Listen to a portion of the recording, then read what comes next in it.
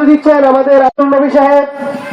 সম্মানিত আমার হৃদয় নিংড়ানো আমার ভূঁইয়াগাজী জামা মসজিদের সূর্য সন্তান তরুণ যুবকেরা, আমি তোমাদেরকে অত্যন্ত অন্তরের সহিত ভালোবাসি।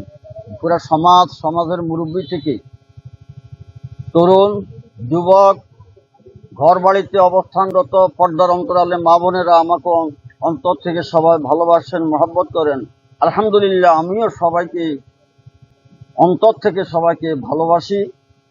আলহামদুলিল্লাহ, 52 বছর আমার খেদমতের পর প্রবাসী যুবক, স্থানীয় যুবকদের উদ্যোগে আজকে আমাকে যে সংবর্ধনায় সম্মান দেওয়া হচ্ছে, এতে আমি গোটা সমাজের কাছে কৃতজ্ঞ। আমাদের ভূঁইয়াগাজী জামে মসজিদের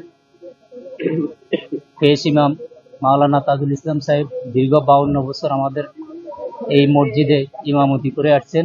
আমাদের যুব সমাজের উদ্যোগে আজকে উনাকে যে সংবর্ধনা দেওয়া হয়েছে, এতে আমরা সমাজবাসী, এলাকাবাসী অত্যন্ত আনন্দিত, গর্বিত।